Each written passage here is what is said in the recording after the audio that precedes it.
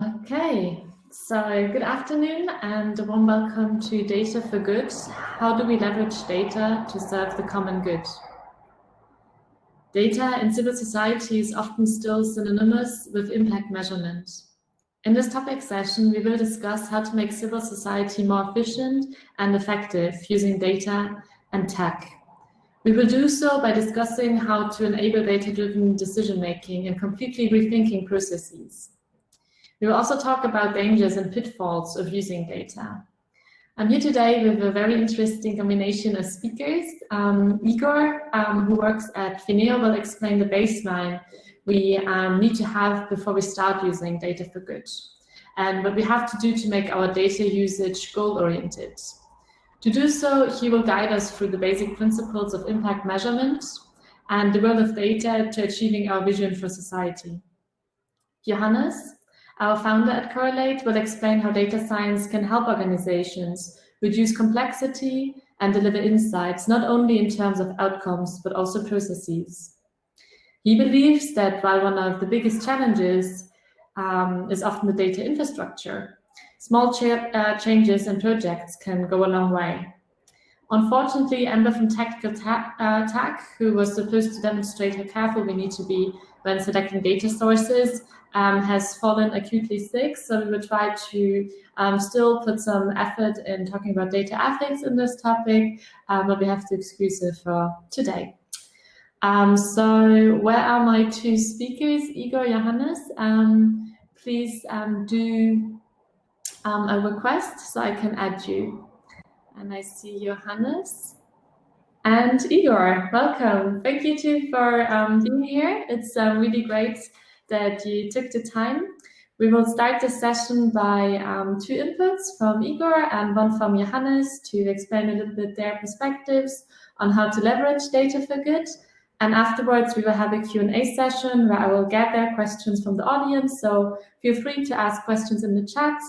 And I'm really looking forward to being here with you today. I'm not sure who of you wants to start. Maybe Igor, you want to go first? Yes, I would like to go first. Hi, everyone. Hi, Johannes. Hi, Nina. Thanks for having me here.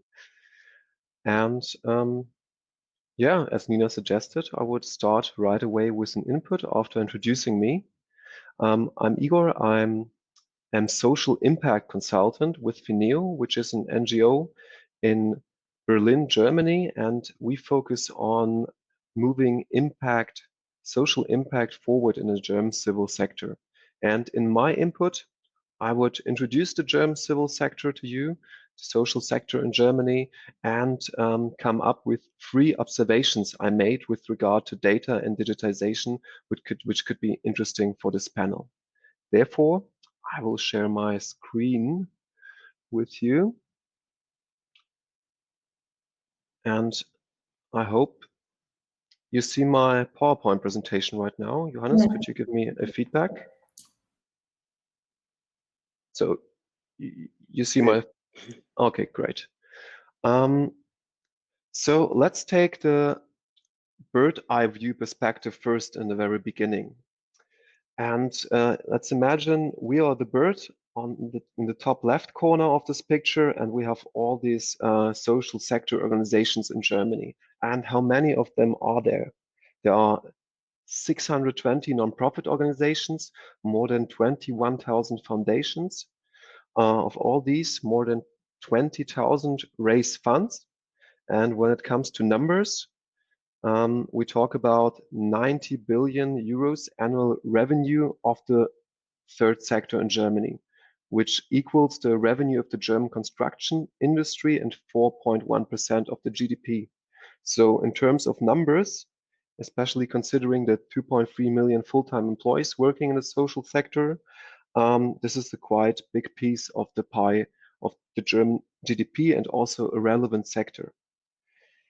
And so we're talking about something which is really big and complex and worth looking at. And my talk is structured with 3 observations I've made in the last 2 years working at Phineo. In this time, I consulted more than 17 NGOs, did educational trainings for them, did in-depth analysis, and I would like to share in this talk my experience I've made during this time. So my first thesis is social organizations must first develop their impact logic before they can use data properly. On the right, you see a management cycle we recommend for social organizations to use. And the first part is the one I would like to focus on. So before we even can start before we can even start talking about data, an NGO, a social organization, needs first to understand the challenges and needs it wants to address. So first, an analysis, also data-driven analysis, is necessary there. Then, second, the NGO needs to set project objectives right and develop a logic impact model. So the NGO needs to know its target groups, it needs to know what their problems are, and it needs to know how it wants to solve them and which changes it wants to achieve. Therefore, a so-called impact framework is useful. We use a 7-step framework dividing outputs, outcomes, and impact. And the interesting part here are the steps 4, 5, 6, and 7 when it comes to changes within the target group and changes in society. And having these goals set right, knowing what you want to achieve on this steps 4 to 7, brings an NGO in the situation to analyze data properly, to collect the right data, and to learn from that data. And as long as these goals aren't set properly, an impact measurement is quite difficult. And my experience is that most NGOs in Germany have severe problems with this impact logic and need to do this first. When you have this impact logic right, then the second part comes in, and this one is about analyzing the results of your work. You have to prepare the social impact analysis on step 4, formulate indicators, collect data, and process and analyze the data. And after that, you can build upon the information you have gathered and improve your organization with the results, learn from it, and report the results from the public. And then the circle starts all over again. You have to re-understand the challenges, maybe set new objectives, and so on and so forth. So social organizations must first develop their impact logic before they can use data properly.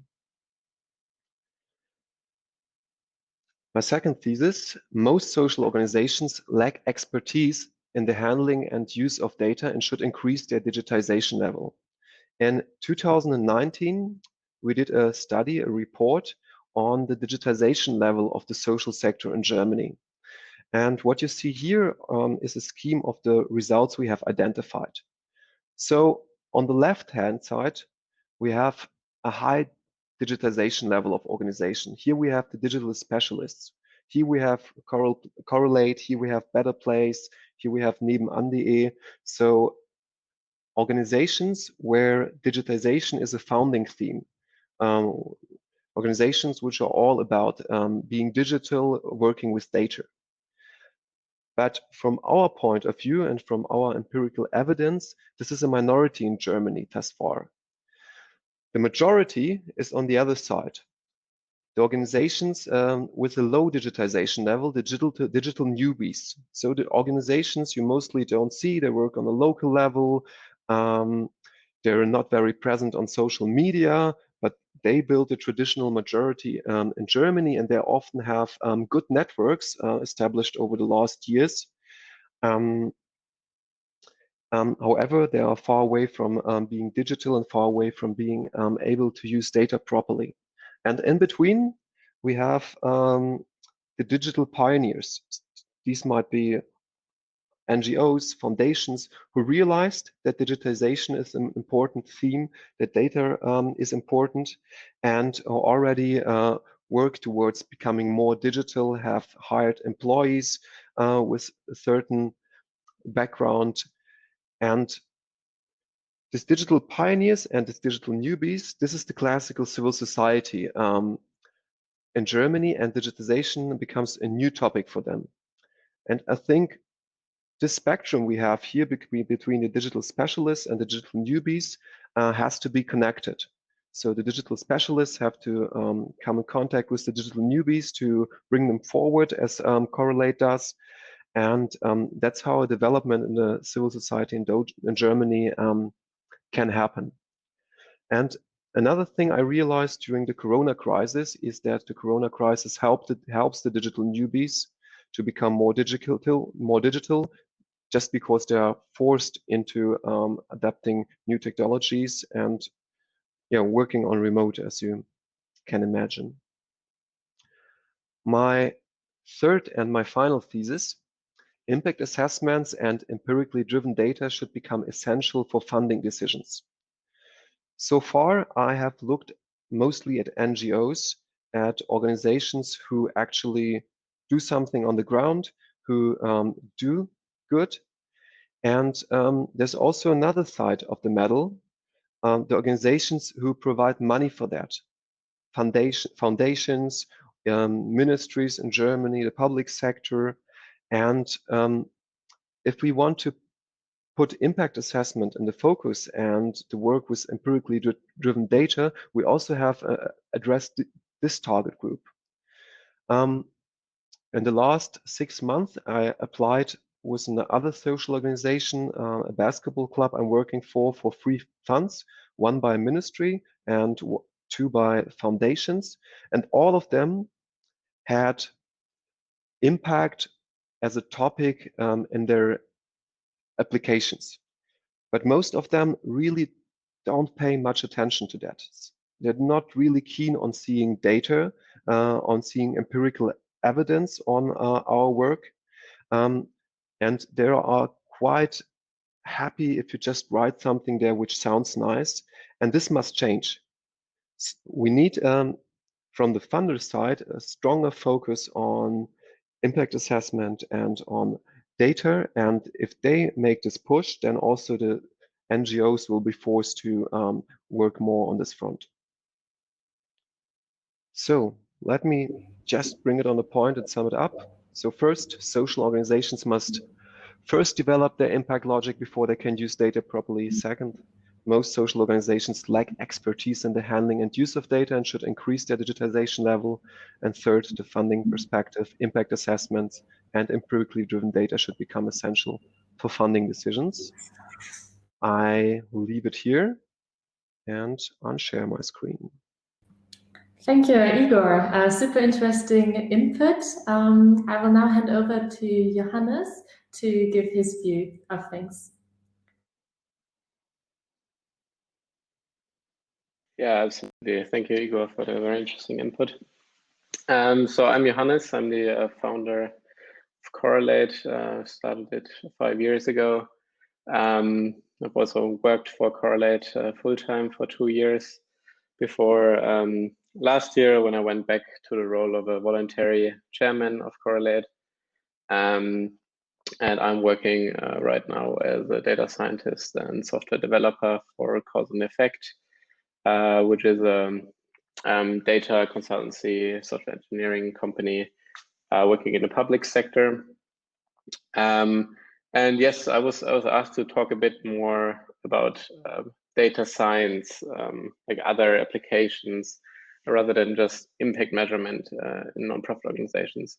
And I think there are a lot of use cases, because while I absolutely agree with Igor that it's essential for organizations to develop this kind of impact logic, this kind of theory of change, not only having a goal, a vision that you want to accomplish, but also have a clear way of achieving that mission. So that's absolutely essential to then develop a strategy, implement programs, and so on. But then if we take a step back and look at an organization as a whole, there are so many points where you can use data science to help those organizations do their job better. So I thought I would just run through very common data science use cases in nonprofit organizations and give a few examples of what we've done with CorrelAid. So when we talk about machine learning, one of the most common use cases cases is classification or pattern detection. So in an organization, if you have a lot of data and you want to find some meaningful patterns in the data, that can be a very powerful application. So for example, we've done one project with an organization here in Berlin. What they're doing is counseling for immigrants and marginalized communities. And their approach is to do it on social media. So they noticed that there are a lot of Facebook groups out there where communities, different expat groups organize, and they ask their questions. Like, for example, like, I need this sheet signed, or I need to find a doctor for this and this, or I have problems with a job application. So they would rather ask their questions there than go to like a official counseling service offered by the state, for example. So what they do is they experts, legal experts mainly, and they're in those groups. And whenever there's like a question that is relevant, they can either directly answer the question or point them to a place where they can get the answer. And the way it worked in the past was they had this like forward mechanism that every new post in those groups is forwarded to their email. And then they would just like sort through those posts and like see if there's anything relevant for them coming up. But in those groups, there are tens of thousands of people organized, and they are posting a lot of stuff, also stuff that is not relevant for the work they do. For example, cat pictures or whatever. So they kind of have to sort through this huge amount of data. So what we did with them is look at posts that have been relevant to them in the past, look at relevant categories, and develop kind of a classification algorithm to see like which posts are relevant to which person in that organization.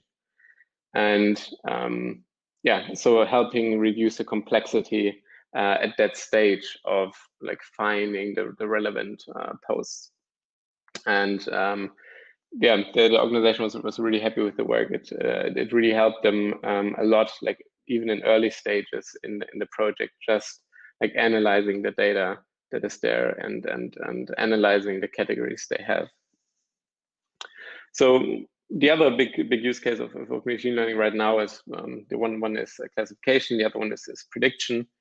And there are a lot of use cases out there for that because one common problem is that you have to plan ahead. You have to plan how many resources you need, how much staff you need, how many volunteers you need, and prediction is very useful for that. And one use case I already explained or talked about yesterday in my talk was the food bank we worked with, where we looked at historic data of like how many people came in on a given day, what resources did they need, and then kind of like a forecast or like find the patterns in the data that like would predict for a given day under certain circumstances, how many resources will they likely need. Then another very powerful application is just data exploration, right? A lot of organizations have data of some kind. Some is very well organized already. Some people might have already done like a survey, but they can't really analyze the data. And that can be very powerful as well, just like just calculating very basic metrics, just having very basic descriptive statistics on a problem can help a lot.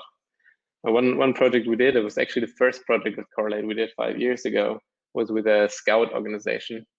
And they did a huge survey with almost 1,000 scouts in the organization. And it was a really long survey. It was very well developed by a former scout who was then a PhD student. And they had all this data and couldn't analyze it. They didn't have the capacity. So we came in. And the question was, who in this organization, or like who of those young people are willing to go into leadership positions? So what kind of like predicts that people will take over more responsibility? And of course, there were very obvious patterns like this socioeconomic factors. There are other factors influencing that. But what was really interesting was, for example, it was really relevant of like how the people got into the Scout associations. So if there were people who came by themselves, like self-motivated to come there, they were very likely or quite likely to take over leadership positions, while people who were brought in by a friend or just like tagged along, they were a bit less likely. And those patterns helped the organization to identify like points where it can become more inclusive and really help empower people to take more responsibility on the organization. Another application of data science in the nonprofit space would be network analysis. It's a bit more tricky with that one because you need very specific kind of data for that to be useful. But we did one project, I think 2 years ago. It was about the Me Too protest or like activism around it on Twitter. So Me Too with a W. It was about identity and discrimination in Germany, initiated by Ali Chan. And a team of volunteers at CorrelAid analyzed Twitter data of around like 200,000 or a bit less than 200,000 tweets on Twitter around this discussion. And they, using network analysis, they identified like how this discourse changed over time. So like who were the relevant actors talking about this? How did it change over time? Like when did like journalists talk about it? When did it start, like this right-wing backlash against it? And I think that was a really interesting application of network analysis. Another use case is, of course, impact evaluation, helping organizations evaluate their programs, but not only evaluating outcomes or impact, but also the processes that lead up to that impact. But I will not go into more depth at this point. I think we'll talk about that more later. And a last application that we had in a couple of CorrelAid projects is just data visualization.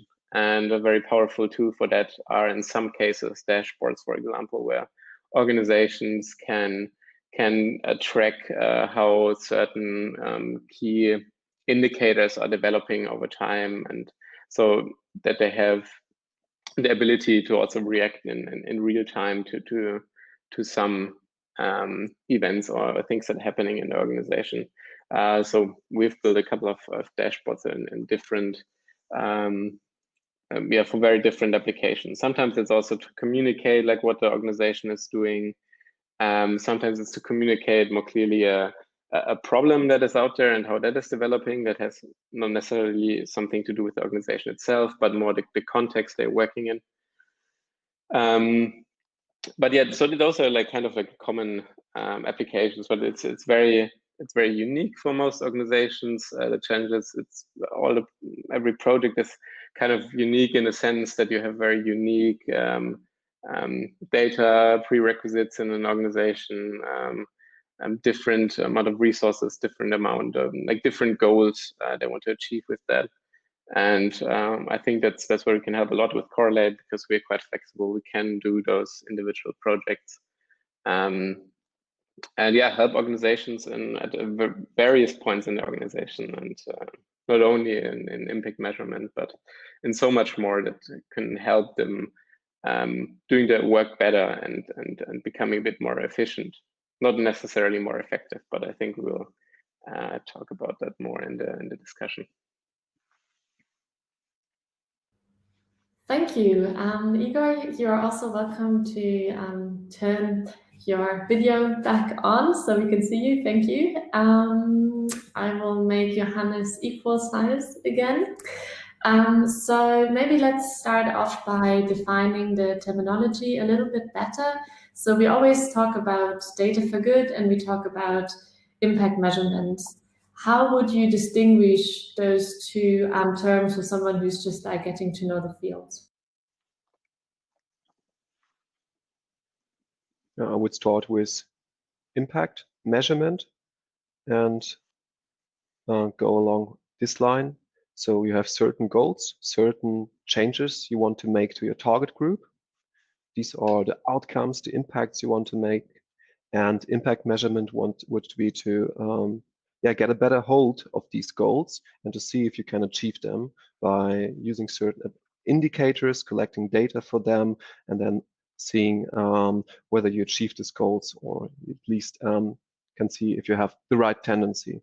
So this would be, for me, impact measurement, and data for good would be much broader, as Johannes has described it with his use cases. Also analyzing operation processes in an organization, trying to optimize them, and not only looking at the outcome and impact goals. Yeah, I would agree. So data for good, I think, is basically data science, but you optimize for some kind of social impact, and an impact measurement is a subset of that, helping along this dimension.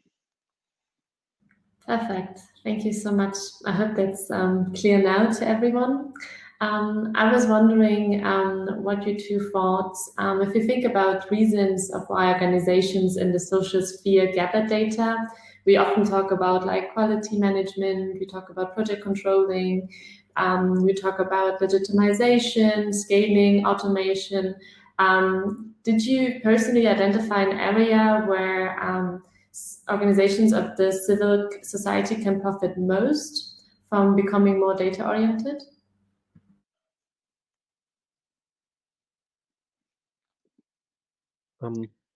I would bring in here two aspects. One is the opposite to your question. So I encountered many organizations who collect data, but don't use them at all and don't need them and can't even use them. So there are sometimes tendencies to do surveys, to record your working time on certain tasks and generate data, which is quite work intense to gather that data, and don't use it at all. And in the end, there won't even be interesting use case possible at the end. So that's one aspect, that data can also be over collected from my point of view, with too many resources invested. And second, I think this impact aspect should be key, because what are social organizations out there for? They want to create an impact, they want to make a change to their target groups, they want to make lives of disadvantaged people better. And it is of major importance to control that by using data. Johannes, what do you think? I think, I mean, I think without a doubt, a lot of organizations would profit a lot from thinking more about data. And like in the best case, you would start right, like really sitting down and developing like a data strategy for your organization, in terms of like starting with the impact logic again, and then thinking about, okay, what data do I need to monitor what's going on, or like where do we need data to test hypotheses, to make decisions. And I think that kind of starts at the drawing board, and then you, like in an ideal world, you would start from the bottom and like build like sustainable infrastructure, and then build on top of that, and always with the use cases in mind. I think the situation we find ourselves in right now is more that organizations, they collect some kind of data. It's not really strategic in many cases, but yet they're collecting data. And our work as data scientists trying to help them is also coming up with creative ways of using the data in a meaningful way, while at the same time also teaching them a bit about like how could they improve that moving forward. And that can also be a start, like starting with a small project that improves some of the data management and some of the stuff you can do with the data, and from there roll it out to other areas of the organization, and then build it out in that way. A huge motivator in this becoming more impact-driven is, and in 2020, foundations and family offices made up half of the funding volume of impact investment, which was a total of 6.5 billion euro. Is fundraising in the civic society changing? And if so, how? And Tom Baxter adds the question, any ideas why it's not already there?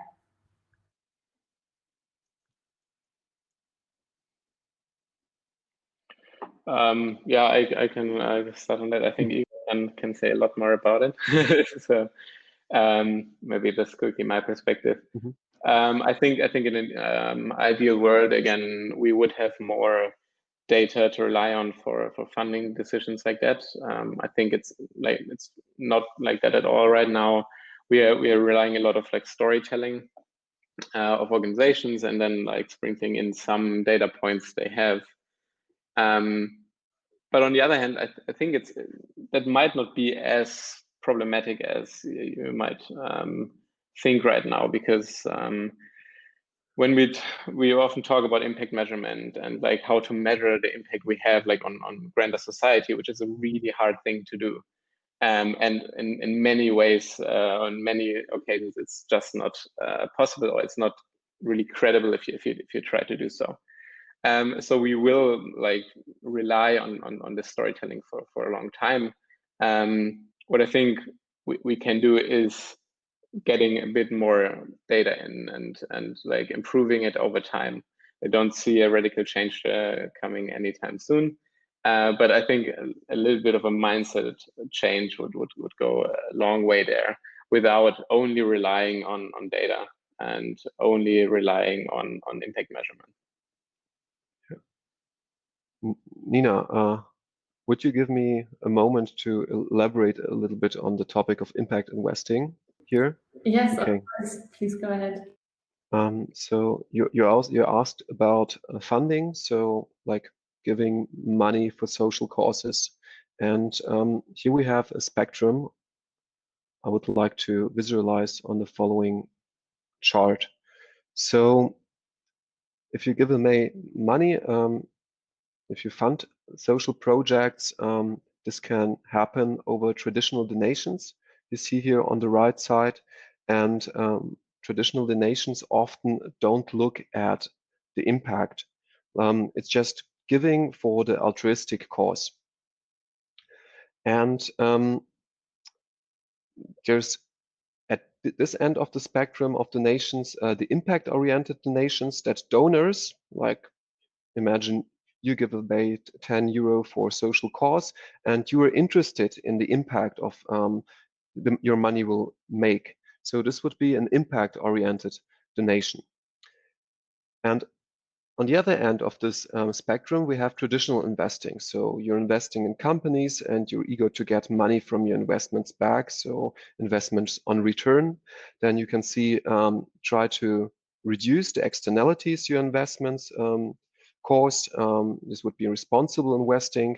And we have impact investing, which tries to get some money back from your investments, but also tries to cause some good. So you would look at a certain set of companies which fulfill both of these goals. And I see two trends here. So the traditional donations move more to the middle, and also the traditional investing moves more to the middle. So impact, which for data is necessary, becomes a bigger and bigger topic. And if we talk about the left side here, we mostly talk about really wealthy individuals, high net worth individuals, people who take a big amount of money in their hands and try to invest it either responsibly or impact oriented.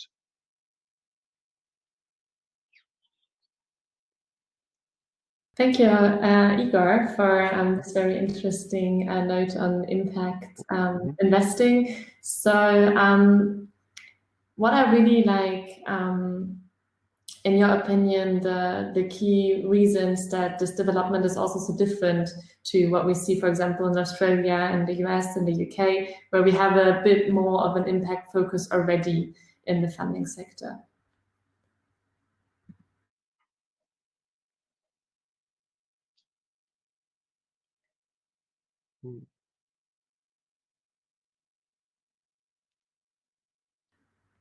Yeah, could you elaborate a little bit on that?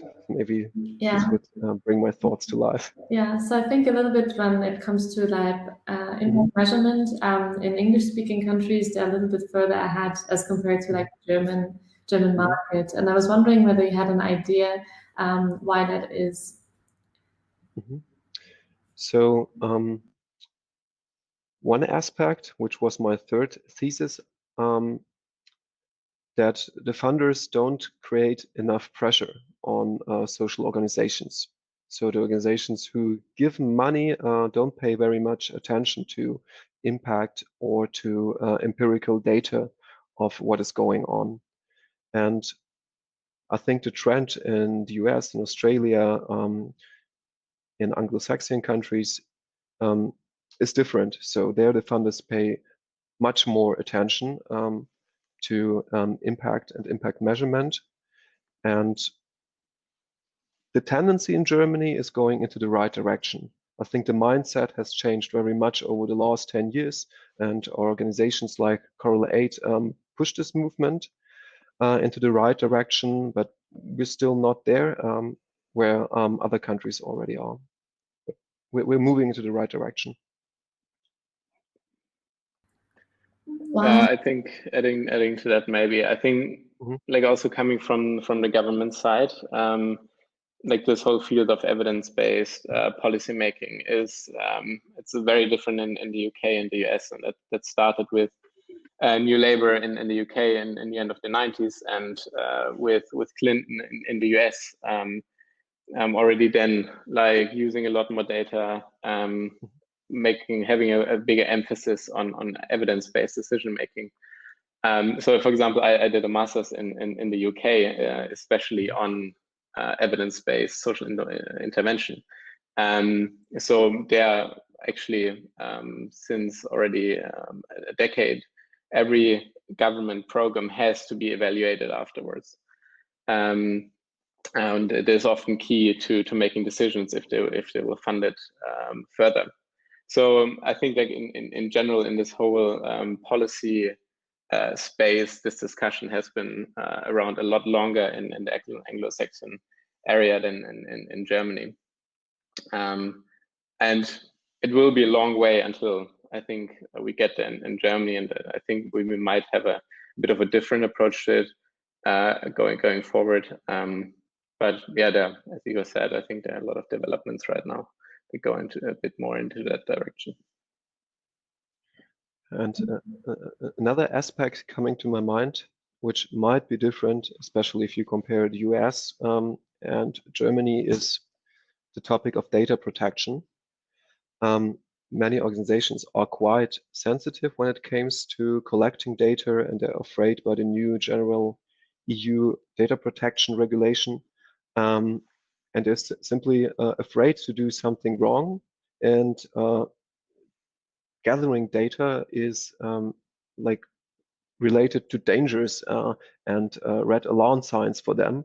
And that's why they don't even start, because of this fear. Okay, so this could be one of the main challenges why it might be difficult to leverage data for good. What other reasons can you think of why it's so difficult for organizations of the civil sector to make use of data?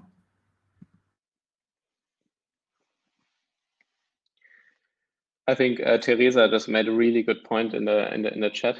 I know it can be difficult for NGOs to participate in the data for good sphere due to a lack of resources. I think that's a really important point.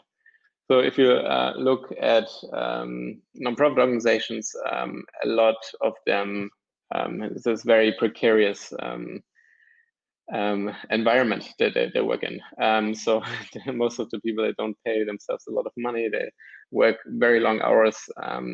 So I've met so many people who have like 50% positions but work full time. And that is, there's a lack of resources in a lot of organizations. And I think the funder is also partly to blame for that. We have in Germany, we have this very project-oriented way of funding projects or like organizations in the civil society. So funders often want like one concrete project that has like a beginning and an end, and then they give you money, but money can only be spent in, or like most of it can only be spent in that context. So organizations have really hard time fundraising money that they can use for organizational development.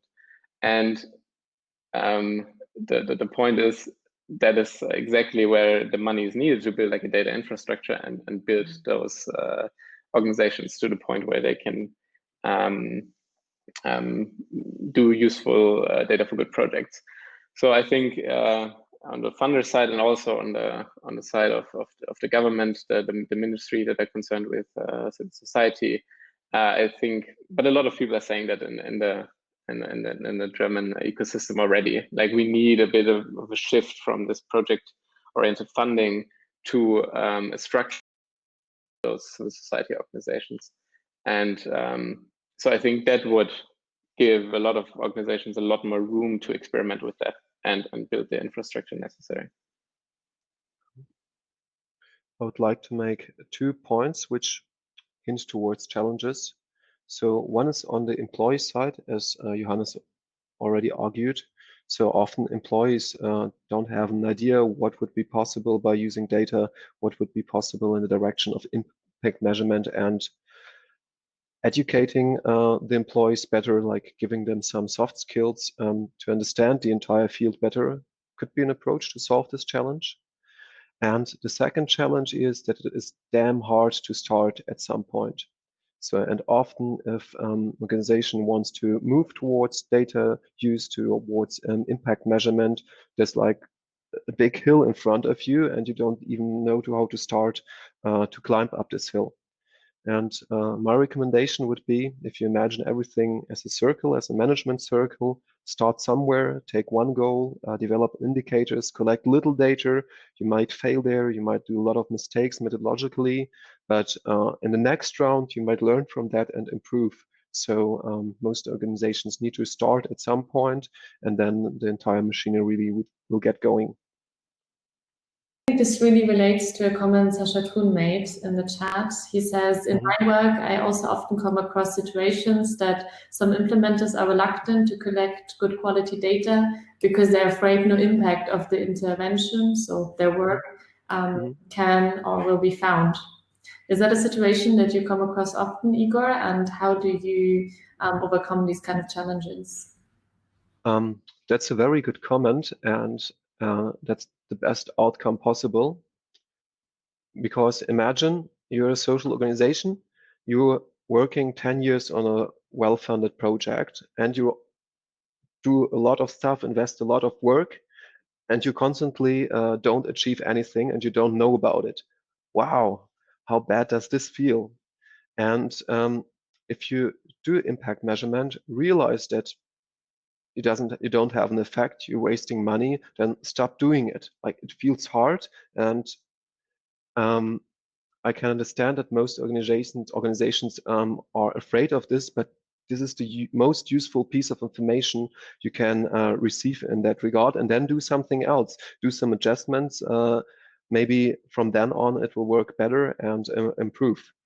But yes, indeed, most organizations have this fear and are afraid to address this topic at all, for exactly this cause of having no impact in the end and this being empirically shown. I think sometimes impact evaluation is also a bit misunderstood. I mean, like, don't get me wrong, I really do like a good randomized control trial for a program that measures an outcome and tells you like what was the effect of this program or intervention. But that's not all that is about when talking about impact assessment, right? You don't do like a program and after 10 years you evaluate, okay, did it work or did it not work? It's a more like a methodological approach to your like measuring your impact logic, not only measuring the outcomes, but also the processes within, right? You have an impact logic for a reason. There are like many steps from inputs to outputs, to outcomes where things can go wrong. And I think we have to go a bit more in the direction of like looking at that and say, okay, we have this hypothesis of like how this input relates to this output, or this output relates to this outcome, and then measure at this level, right? Instead of just like in the end calculating one metric, and that is the, okay, it's great, or we just wasted 10 years.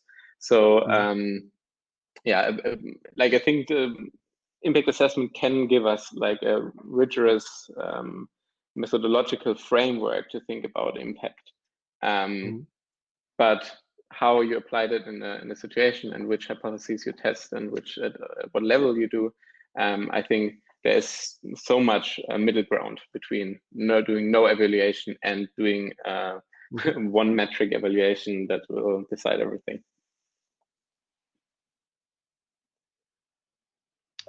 Thank you. That was a great explanation. So how do we actually get organizations to start doing their work? I think that's a question Teresa asked. What can we do to help encourage NGOs to become more active? Active in what regard? Active in regarding data for good usage, and to basically get started collecting data, making data strategy, gathering data, analyzing data. So one argument which works well is on the reporting side. So if you have data and you can report about it and show, in best cases, how you use it and how you learn from it, this makes you more attractive for funders. So if they see how serious you are about your work, and then that you can already have some evidence about its impact, its outcomes. So when money comes in, and like it's a big motivational step, helping to convince funders. Yeah, I agree. It's money plays a big role, and that can be a huge motivation for a lot of organizations. But I think what also helps is like thinking about the narrative we have around data. Because I think when you have a lot of those meta discussions about not only data, but digitalization as well, it often seems like it's a mean to its own end. So everybody is doing digitalization, everybody's doing data now. We have to do the same. And I think a lot of organizations have the feeling that will just add complexity to their work. So, oh, now we have to think about that as well, and we have to think about like data quality and data measurement, and it's just like a list of things they feel like they have to do.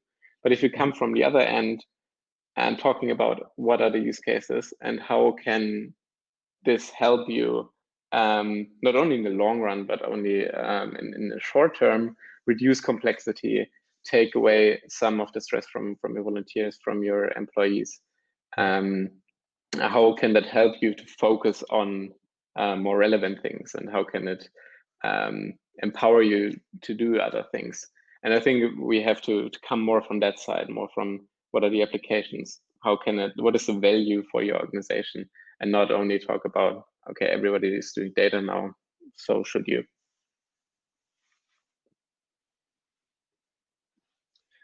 I just had a look at the chat again, and there was a question of Tasneem I missed in the beginning. He asked about resources, toolkits, guidelines that can help to set up an impact logic.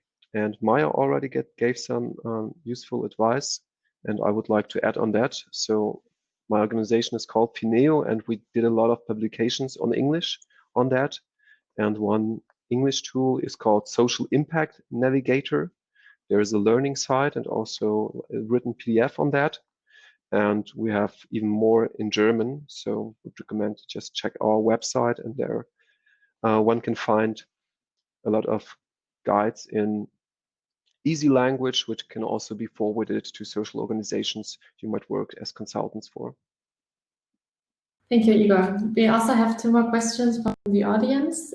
So Teresa asked, Thinking back to the talks this morning, how can we encourage NGOs to see the value of utilizing data to measure and increase their impact, while also ensuring they understand the limitations of data, e.g. certain groups not being represented? Just to get everyone up to speed, this is a panel talk about collecting data on ethnicity, also on gender.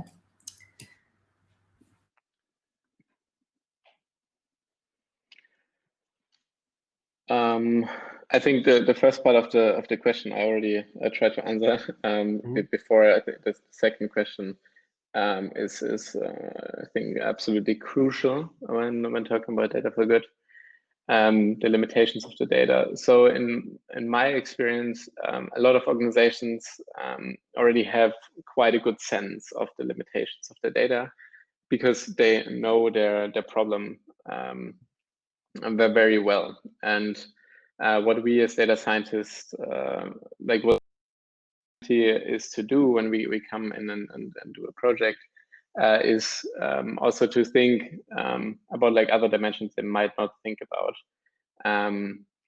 from a technical perspective, but also from an ethical perspective that could relate to how things are measured, right? Like what biases, not only in measurement, but also in sampling could occur. But then also thinking about the application side of things, right? Like when a project is done, like an algorithm is written, what are like first order and second order consequences of that, and what could happen? So really together with the organization, like talking about these issues, I think that can go a long way. Yeah, I would just add a very simple point. If you put people who know about data or have a basic understanding of social science and the use of data there to these organizations, that could already help to understand the limitations better. If you have like general experts within the organizations, who understand what data is in them. We have one more question from the audience, from Maya. She asks, how would you have NGOs decide on what indicators to measure? And she commented, there's value in choosing your own specific indicators, but there's also value in matching up to larger indicator sets, like the SDGs, which is also often asked by funders. But sometimes those indicators don't capture your project well. What to do?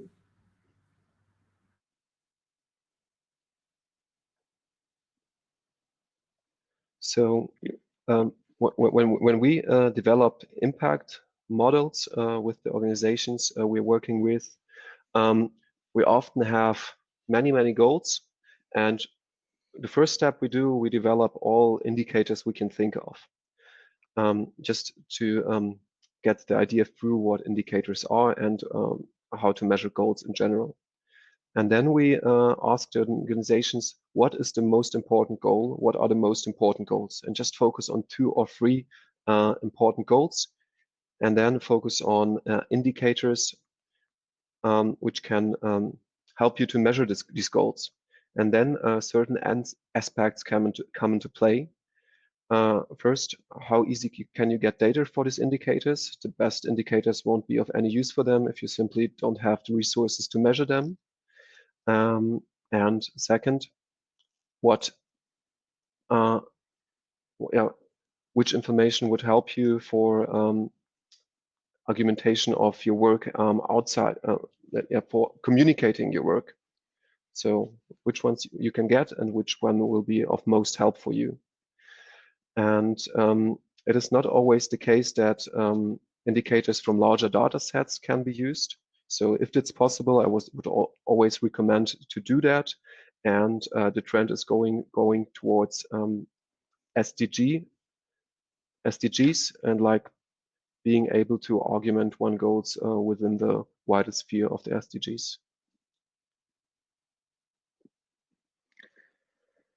I think it's an excellent question, and I think I'm a bit cynical about SDGs, the SDG goals when it comes to measurement. I think they're a great tool when it's when we talk about agenda setting and like framing larger goals, and you can certainly like relate a lot of projects directly to SDGs. But when it comes to indicators, of course, you always have to think about the funder perspective, and that might like often like in many cases doesn't really equate to like indicators that are useful to your organizations, I think. But like coming back to the argument already made earlier, is think about your impact logic. And like an impact logic is two things. It's first, it's a great story about like how you produce impact, but it also helps to organize your work, right? And find those hypotheses you need to test. And I think the indicators should relate to that impact logic in a sense that you have to find those indicators that are necessary to make sure that your impact logic actually works. And then in the next step, when you try to relate that then to SDGs or something related, I think that's a lot of storytelling, and that's what I'm a little bit cynical about. I think it's what a lot of organizations have to do in order to get funding. I don't see in many cases how it like really benefits the organization itself, but that's always like something you can do. Then like think about, okay, how could you relate that to some other indicators that a funder wants to see. Yeah, Maya has added something in a very similar direction. She says, I would also like to add that too much focus on indicators can also be harmful. Indicators do not always capture the entire story, and from a funder perspective, too much demand on data can be potentially great projects that don't fit the indicators underfunded. This has been a major criticism of the MDGs and SDGs. And she says, unfortunately, they are forced to be reckoned with at least till 2030. And the answers of YouTube are very helpful. So thank you for that. Talking of the SDGs, I think in the daily work of most organizations, especially in Germany, they are not that useful because also the sub-goals, if you look in them, are quite far away what most organizations in Germany are working towards. However, if you consider how our attention to the topics they want to address has increased over the last years, they are a helpful tool, and the general public attention, not only the attention of us who are already sensitive for most of the aspects addressed there. Thank you. I think we're at the end of our time, unfortunately, because it has been an interesting discussion. I would love to continue this a little bit longer, but we have an afternoon planned full of technical sessions. There will be some beginner sessions, but also topic sessions for more advanced programmers. So check out our program and see where you can go next. I just want to say a big thank you to Igor from Phineo and to Johannes for joining us today and giving their thoughts on how to leverage data for good. It has really been a pleasure to be your moderator today. And I really hope I will see you around for the rest of the event to network with you and maybe speak a little bit further. And thanks for everyone who attended this session. Thank you. Thank you, Nina. Thanks, everyone.